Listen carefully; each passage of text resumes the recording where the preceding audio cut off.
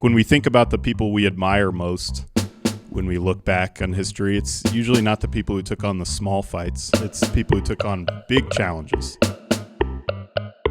Welcome to Treasure Valley Podcast. I appreciate you all coming out to Treefort 11 and listening to us talk about politics. My name's Chuck Norton. My co-host is Elliot Norton. And our guest today is Luke Mayville. Thank you for coming out from Reclaim Idaho. I have a little introduction written out here for him. Luke Mayville is a co-founder of Reclaim Idaho. Reclaim Idaho, in case you're unaware, is a grassroots organization dedicated to advancing civic engagement here in Idaho. Both Reclaim Idaho and Luke Mayville gained national attention in 2018 when they successfully campaigned for Medicaid expansion through a ballot initiative which passed with 61% voter approval. Big time, big time. Through his work with Reclaim Idaho and political activism, Luke Mayville is a leading voice in progressive politics in Idaho and beyond, advocating for policies that benefit working families in Idaho as well as promote democratic participation.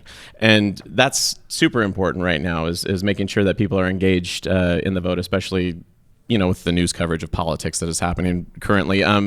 Elliot's going to start out with a question for you, and it has a nice long preamble. Yeah, it's I'm very long-winded, but thanks for coming. And I actually wrote it out because I was worried that I wasn't going to phrase it correctly off the cuff, so I'm going to read something. Is that okay? That is perfectly fine. All right, cool. So in Idaho, there is a misdirected fear of government. Rather than seeing it as a necessary part of democracy, it is viewed only through the lens of its most oppressive impulses. Ironically, certain anti-government activists have found their way into leading governmental offices, and instead of using their new position as a way to delegitimize or stymie institutional power, they are wielding it with borderline revolutionary vigor. And I just listed out some of the bills that are being proposed right now in this legislative session. The first one it's the list of controversial bills. The first one is SJR 101. That would require 6% of voters in all 35 Idaho legislative districts to sign a petition for an initiative or a referendum to qualify for election. There's HB 123, and that amends and repeals existing law to end eligibility for Medicaid for certain persons. There's HB 179 to prohibit ranked choice voting and instant runoff voting. There's HB 231, and that adds to existing law to provide that certain persons and institutions must take reasonable steps to restrict the access of minors to what is termed sexual exhibitions. And in the bill, sexual exhibitions refers to sexual conduct. And the way sexual conduct is defined is anything that has a sexually provocative dance gesture performed with accessories that exaggerate male or female primary or secondary sexual characteristics. And just an example of a secondary sexual characteristic, that's a beard. So you can't be careful flaunting your beard in lipstick public at the same time. in a dance if HB 231 passes. And I guess in all the coverage that's been done with the legislator, I haven't seen these bills kind of listed that way.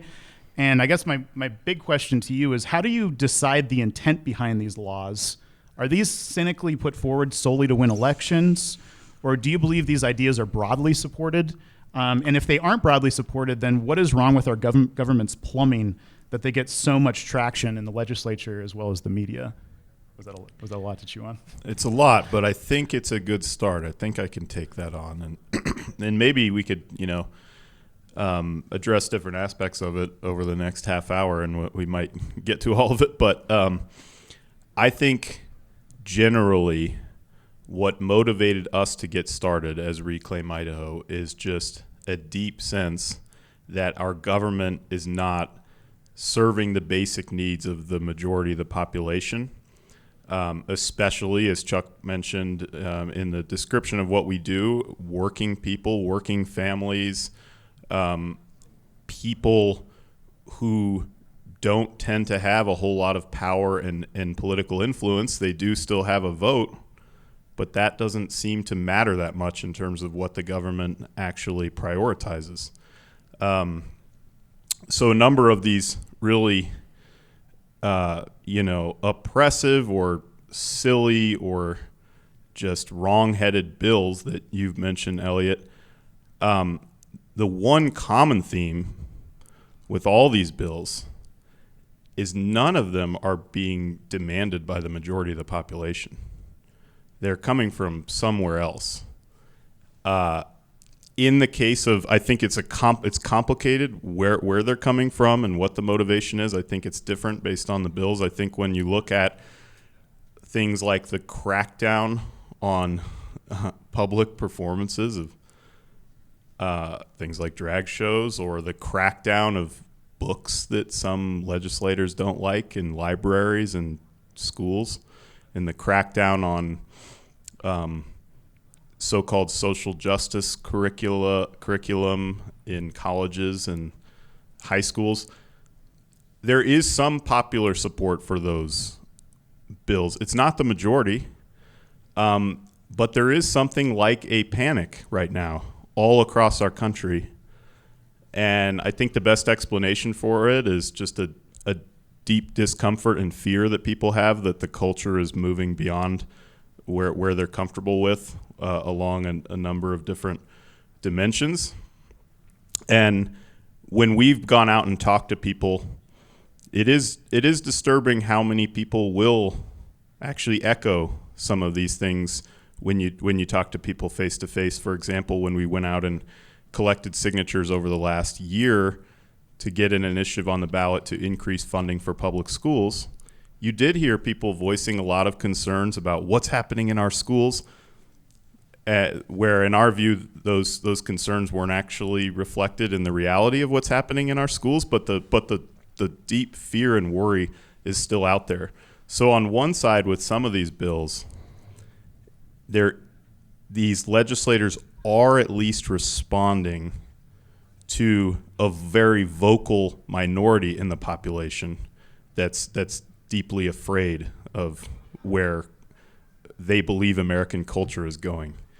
But then I just want to point out some of the other bills that you mentioned that they're prioritizing have almost zero support in the public. For example, what they're currently trying to do by cracking down on the ballot initiative process and making it virtually impossible for citizens to put initiatives on the ballot. Every public poll, every survey of the Idaho public tells us that only has support from like 8% of the population, 10% of the population. 80% is on the other side, and then a few don't really know what's happening. But I wonder if there's an income corollary there too, with that 10% that are in favor of squashing the vote. I'm just kidding. I don't know about that. In some cases, maybe, but Yeah.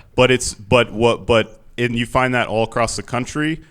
There's a coordinated attack on the ballot initiative process in states across the country, and what they're trying to do right now in Idaho is require, if you want to get an initiative on the ballot, you have to get not just a ton of signatures from the public, but you have to get a really high number in all 35 of the districts in the state, which puts it out of reach and makes it inoperable. So it basically turns it into a dead letter. And that is deeply unpopular because the ballot initiative process is one of the only ways that ordinary people who don't have lobbyists in the legislature, who don't know these people by their first names and have a lot of money to donate to their campaigns. It's one of the only ways that ordinary people can have a voice. And on that front, then it really just becomes, what's motivating them to do that? It just really comes down to something a lot like what we call corruption. Just a special interest groups having profound influence over lawmakers, and being able to just overrule the vast majority of the population, which is, again, that's a big motivator for us. That's we want, as an organization, we want to be the counterbalance, the counterweight to those forces. Yeah. So you said one. Oh, go ahead. Quick follow up. You said that there was a nationally coordinated attack on voter referendums. Have you looked at some of the other bills in other states? Is this like a copy and paste job, or? It does appear that way, and over the last 4 to 6 years, there's been a lot of legislation that's come along in states across the country to try to make it harder to get initiatives on the ballot.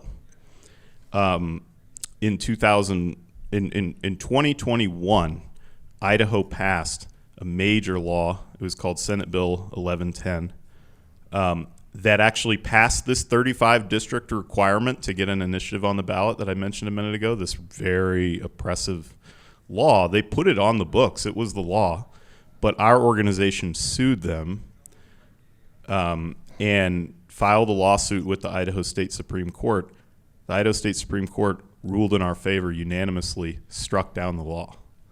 And that was a unanimous, it was a landmark decision really, and they not only struck down the law, but they declared for the first time ever in Idaho as a court that the right to put things on the ballot is a fundamental right. It deserves to be put in the same class as the right to bear arms, the right to speak, the freedom of speech, the freedom of religion. It's a fundamental right that cannot be just willfully infringed upon by the legislature. So we got that struck down, but to your question about the national coordinated, one reason we strongly believe this is a nationally coordinated thing is what they've now come back with is not just a regular law, because the courts told us that if they come back with a law again, the court will strike it down. So what they've done is they said our only avenue now is to actually change the Constitution. So what they're proposing now is a constitutional amendment to basically take the right away by changing the Constitution itself. The good news is the only way you can change the Constitution is by putting it direct. You have to put it on the ballot. So if they get this bill through in the next few days, it's still going to go before voters. So in November of 2024, we're going to have an opportunity to vote it down. But we think that's wrong to even put it on the ballot. It would be wrong to put freedom of religion on the ballot and roll the dice and give voters a chance to vote it away. So why would you do it with a fundamental citizen right? This is what they're doing across the country, though. They're putting that, and that's where it's so clear that it's coordinated, is because all at once, all these different states are trying to put constitutional amendments on the ballot, and it's often includes this all districts requirement. This idea that I think in Mississippi they went really extreme and made it every town. You have to get a certain number of signatures from every town. But and then other states they did zip code. but yeah, pretty much. But all these different states are doing like some version of it. So it's like all congressional districts, all state legislative districts, all towns, all. Wow. And because they basically understand that would shut down the process, but yet they can try to sell it, and this is what they're trying to do. They try to sell it as this is just a way to include everyone in the process, right? So this is actually, they call it strengthening the process because we're including everyone. But everybody can vote too, so it's like yeah. Right, and so they put out this messaging. They're saying all we're doing in Idaho, we're strengthening the process. And there was a news coverage in Twin Falls the other day where they parroted the talking point of the supporters of it, and they said, "Oh, a new bill has emerged to strengthen the process." And I immediately called that person up. That's not. You can't say that. That's not true. And fortunately, they've modified the way they talk about it, but just not because they felt pressured by me, but because they looked closely at it and they're like, "Oh yeah, you're right. That's ridiculous."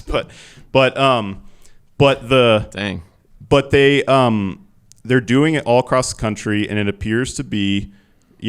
If you're not familiar, you can look into groups like ALEC, the American Legislative Exchange Council. It's basically nationally coordinated corporate interest group that they come together in big conferences every year, and they bring state legislators all to some years it will be like a big conference in Texas where there'll be a bunch of state legislators from all over the country, including from Idaho, will go there together, and it will be like all these lobbyists from Exxon and all these other corporations and things they'll actually write what they call model legislation, and they say these are our real priorities. Here, take these back to your states, and that's how you end up with these like cookie cutter bills all over. So they've done that to prevent people from raising the minimum wage all across the country. They do it to try to kill the ballot initiative process, and by one account, the general agenda is that like, and this is coming from someone who used to be a lobbyist in that world, but then converted away from it, and an apostate, you might say. He said he said this to an Idaho reporter recently. He said the agenda is best characterized as an effort to prevent, the democratic citizenry from joining together in attempts to address inequality, in attempts to address economic injustice and other forms of inequality. We don't want that type of political power to exist. We want to try to stamp down on that. We think lobbyists like us really know what's best, and the power is better concentrated in our hands.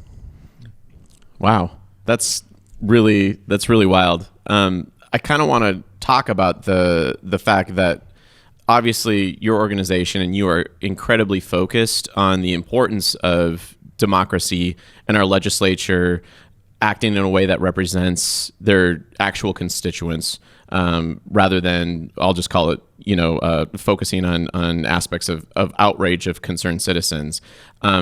The actual democracy seems to be under attack. However, I don't see that in media headlines as prominently as some of these other issues where, we're talking about it and a majority of Idahoans are probably not in favor of it. Your organization is out talking to people on the streets, getting signatures. How can you maybe elaborate how these distracting issues might be covering up actual intent of taking away democracy from the public?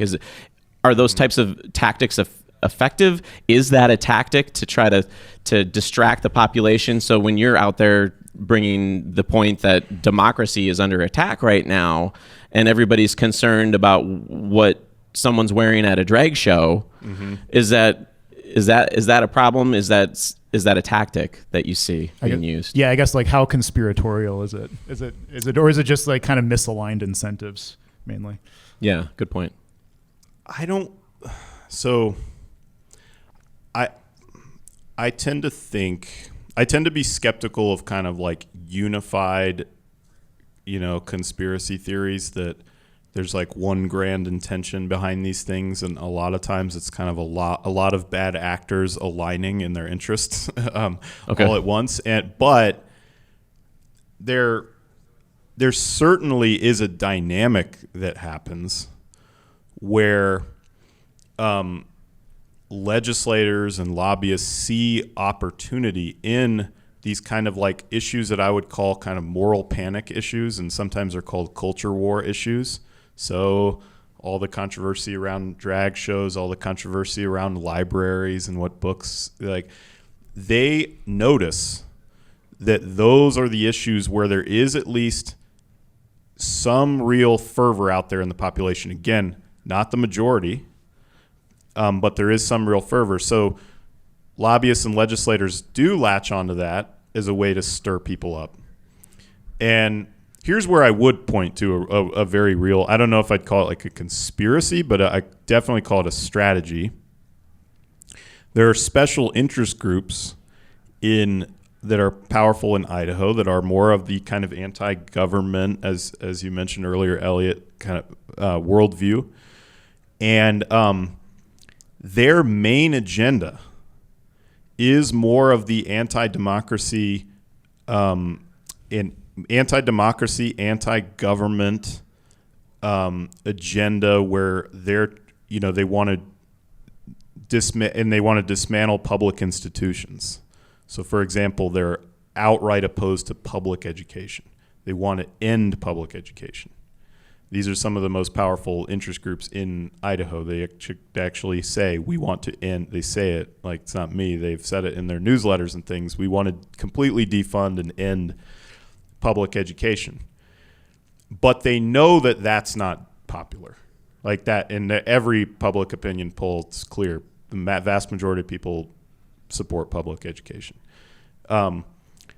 So even though they spend like most of their time when they're lobbying trying to pursue their anti-public education agenda, and they also support things like ending the ballot initiative process. So this kind of broad anti-democratic, anti-public institutions agenda, that's where they put most of their actual resources when it comes to advancing legislation. When it comes to elections, they pivot. So when you're 4 months out from key elections, they don't go and try to, they go and try to punish their opponents at the polls, right? So these special interest groups, they put all kinds of ads on the air and send out all kinds of political mail to attack all the legislators who wouldn't vote their way. But they don't. The mailer isn't, hey, this legislator wouldn't vote to dismantle public schools. Instead, it's this legislator supports like drag library story hour and wears a mask in public and supports vaccines, blah, blah, blah, blah. So it's all, they pivot to the culture war. Interesting. When the election comes around. But then they try to leverage those culture war issues to advance an agenda that's far less popular. Because most of the voters they're appealing to aren't even against public education. And a really good example of what we're talking about here is a lot of these special interest groups, both in Idaho and nationally, one of their biggest causes right now, one of their like fighting causes, is to create school voucher systems all over the country. So they want to take money out of public schools and take tax dollars out of public schools in order to give it to people to spend on private school tuition. I saw that was recently voted down, fortunately, here in Idaho, correct? Yes, and that was a huge victory for us and all the organizations we work with. We held that off in Idaho this year, and it doesn't look like there's going to be any voucher legislation, even though it's passing in states all across the country right now. But this is a great example because these special interest groups want to tell this story that we have this popular movement of parents who are really upset about like the pandemic and about remote learning and all the frustrations that came with that, and they're really frustrated about like critical race theory and all these things happening in public schools. And there's thousands and thousands of people who are so frustrated with public schools. All of that, based on what we've seen, all that's true actually up to a point. Again, it's probably not the majority, but there are a lot of people who are upset about all that stuff. Which I was a teacher up until 2 years ago when that news, we actually had a podcast 2 years ago where critical race theory was a buzzword that was, in the public, and I had no idea.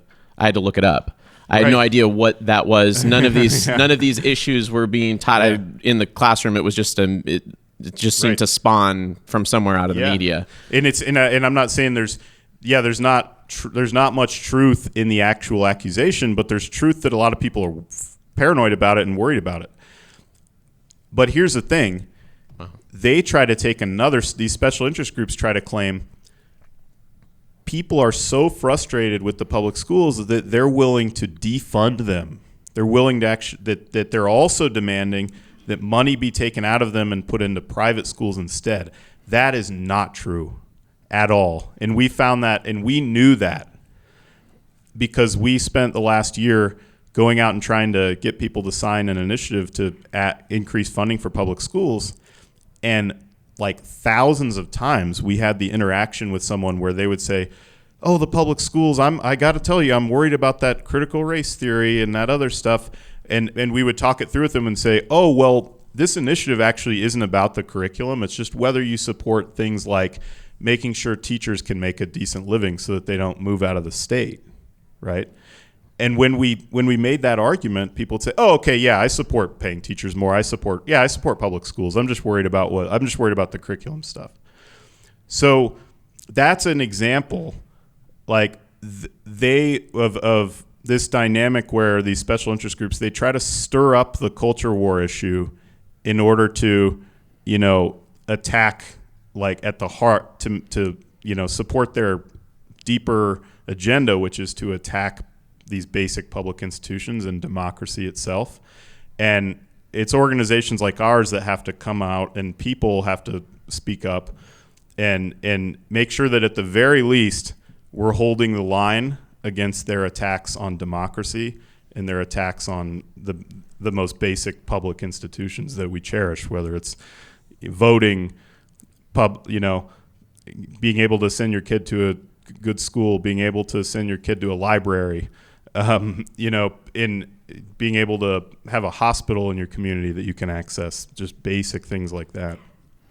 Can you talk a little bit about how you basically were able to get through the difficulty of getting 18 legislative districts signatures and 6%, I think it is, of 18 legislative districts to push the education initiative on the ballot, which then forced the legislature, if I'm not mistaken, to go ahead and vote on a bill, correct, to increase educational funding. So right. like Reclaim Idaho essentially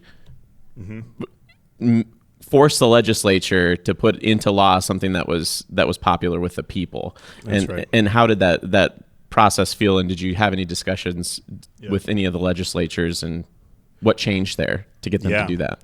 Well, I'll just say really quickly, in 2018, we managed to get the signatures we needed in 18 different districts.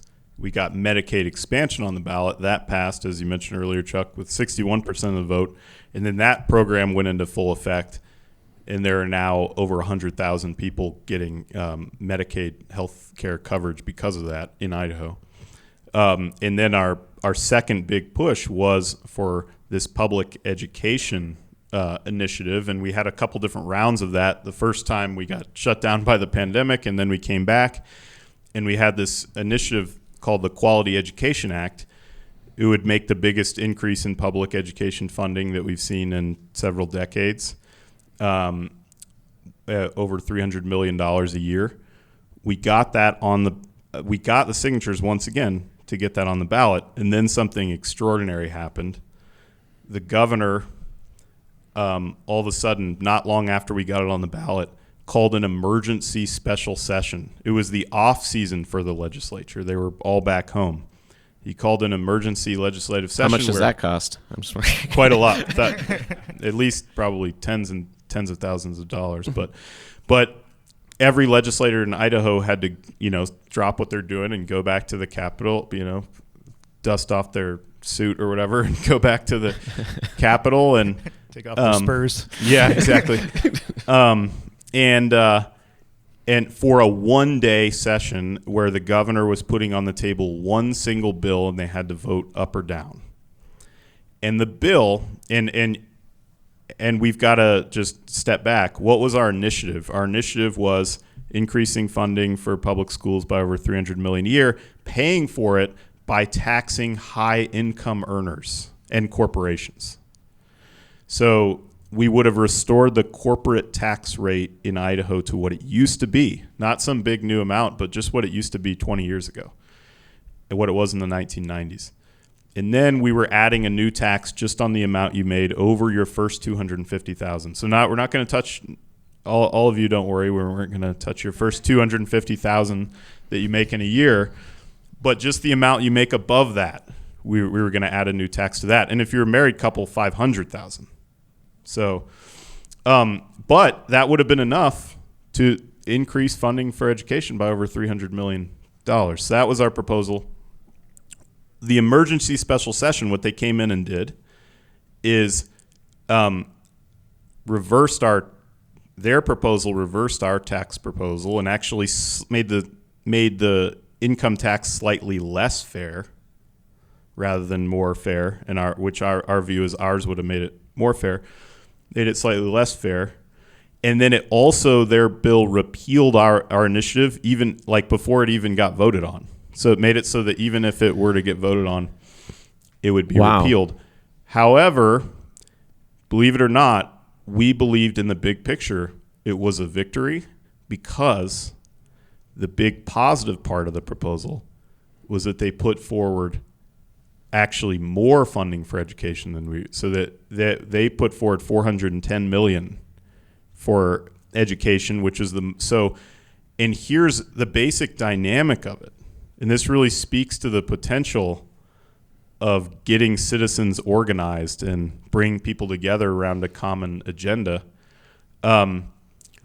They were so terrified of our tax proposal that they felt forced to cave in on our education demand. Where did the burden of the tax land then? Well,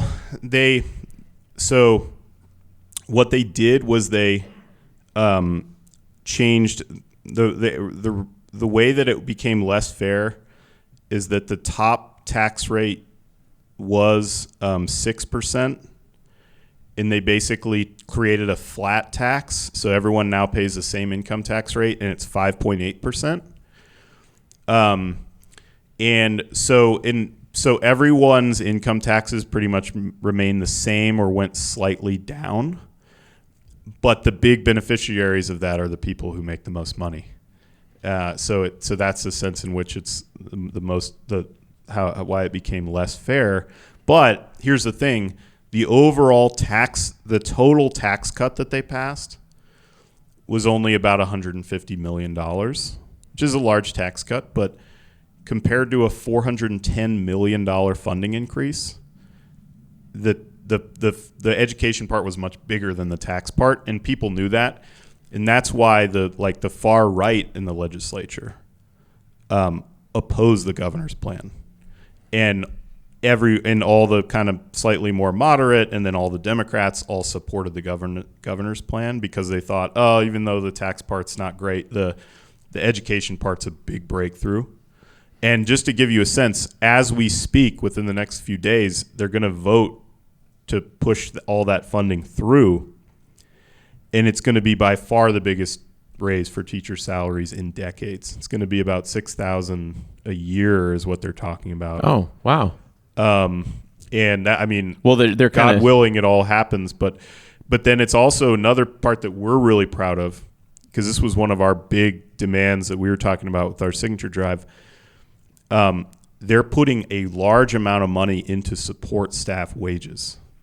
So things like teachers' aides, cafeteria workers, et cetera, $100 million, which could be enough to boost a lot of people up closer to $15 an hour, which I know is not a lot of money to make, but a lot of them are currently making like $11 an hour. So that was, and the basic dynamic here was that the governor didn't want to have a popular initiative pass that then he would have, where with a tax proposal, where he would then have a lot of pressure to have to repeal that. So he wanted to avoid that whole showdown. Okay. So he came up with this thing where we're going to get a bunch more funding for schools. And even though a bunch of the legislators didn't want to vote for his proposal, he was able to go to them and say, hey, this is the only game in town, because if you don't vote, I know this is way more education funding than you want, but if you don't vote for this, you're getting the Reclaim Idaho thing. So you better vote for this. And that's exactly what happened. And that's why we felt so confident telling the story that we forced this to happen. Like, if we wouldn't have done it, there would not have been the political will to ram through $410 million in new funding, which, by the way, also includes, and it's kind of limited in some ways, but about an $8,000 scholarship for college too, or for community college or trade school, actually. For all students or eligible students, or I think I have to figure out, because they're like trying to amend it now, in ways that could restrict it in different ways, but it's going to be available to a lot of students. That's good. Yeah. So. Along that line, having that Reclaim Idaho legislation about to be on the vote, and then the Idaho legislature coming in and making adjustments, I'm predicting that was, or kind of just guessing that was due to the fact that the Medicaid expansion passed.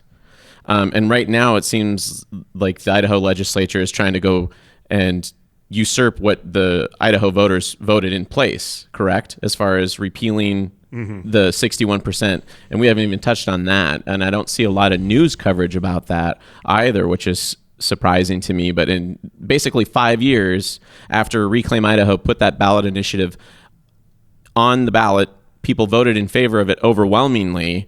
Now there's stirring of we need to get this removed.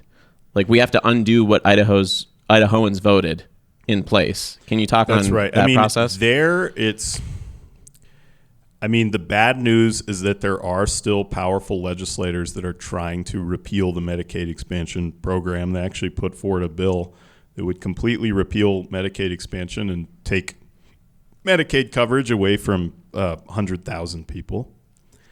And the main sponsor of it, someone named John Vanderwoude, said at one point something like, we'll come up with an alternative plan, like maybe we'll give everyone $400 that they can use towards health care.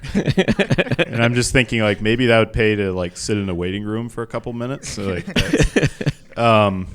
but it's just this heartless, agenda, and they have all kinds of justifications. They claim that it's like overburdening the budget. It's not true. You'll see them say things like, they said it was only going to cover this many people and cost this much, and now it's covering a lot more people and costing more. And from my perspective, it's like, yeah, our best prediction was that it was going to cover 62,000 people, so we went around and campaigned on that. If I had known it would cover 100,000, we would have won more votes. I would have been more excited about that. So it's ridiculous, like, oh, this thing's out of control. 100,000 people desperately needed health care who weren't having it, and they're now able to, like, see a doctor and work for the first time, like, in 10 years. It's like, that is not a problem. That's actually a success story. But and the reason why, and if you're more like fiscally conservative, you've got to understand when they talk about, oh, it's costing more, what they always leave out, and this was always the most no-brainer reason to support Medicaid expansion, 90% of the costs are covered by the federal government. So when more people enroll, it costs us more as a state, but we get more federal dollars. And for every extra penny that it costs us, we get 9 from federal dollars, and that money flooding into the state is having huge benefits. And I know we could get more into that, but here's the good news. It's extremely difficult for them to actually repeal Medicaid expansion, because even though these legislators kind of do their, like, saber rattling and they try to do it, we won that vote in almost every district, and they know that. And it would just be unpleasant to know that you've, like, ripped away health care from, like, 3,000 or 4,000 of your own constituents in your own district. That's not a pleasant thing to do as a legislator, and have to, like, see those people in the grocery store. So I think that's ultimately the reason why they're not going to succeed. Right on. All right, we got time for one more. Yeah, I was actually going to ask you, first of all, thanks for all the work you do and your organization does to help keep democracy here in Idaho. How do you keep doing it? How do you how do you deal with the frustration?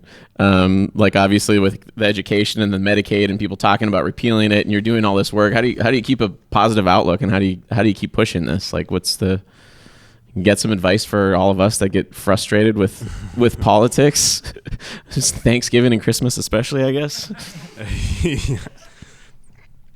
I mean, some people's instinct is to say places like Idaho politically are so bleak that, like, why be involved? Like, why not just avoid it if you can? And if it's having such a deep, sorry, I need to cough a little bit.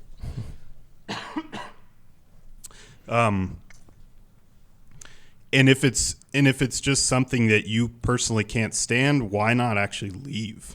Like, why not go to a state that where the politics are better, if you're going to be involved in civic life and being active, wouldn't your time be much better spent, at least in like a purple state or a state where there's like more opportunity to make more of a difference or something like that? I think something that a lot of us believe very deeply is that there's a special type of satisfaction and maybe even a little bit of joy to be had in taking on really big fights. And just the idea that, like, when we think about the people we admire most, when we look back on history, it's usually not the people who took on the small fights. It's people who took on big challenges, and when things were really against the odds, right? And that can be very motivating to know that the kind of deck is stacked against you, but at the same time knowing that the stakes are so high and that these outcomes are so critical for thousands of people across an entire state that it's still very worth doing, and the cause is still noble, and a lot of people are counting on it, whether or not, even if they're not paying close attention, their lives will be different based on the outcome of these fights. So that's in a way, for me personally, it's more motivating being in such a tough political environment. It's a uniquely satisfying challenge to take on. Right on. Well, awesome. Thank you so much. How can people donate to Reclaim Idaho or follow you? What's the best method? The easiest thing is just go to reclaimidaho.org. I would urge people, sign up for our email newsletter. That's the best way to stay in touch with us. You can donate there as well. And in the not too distant future, we'll be launching, God willing, launching another major campaign, and there'll be opportunities to volunteer and get involved. Sweet. Thank you so much for your time. Thanks so much for your time. Thank you all. Excellent.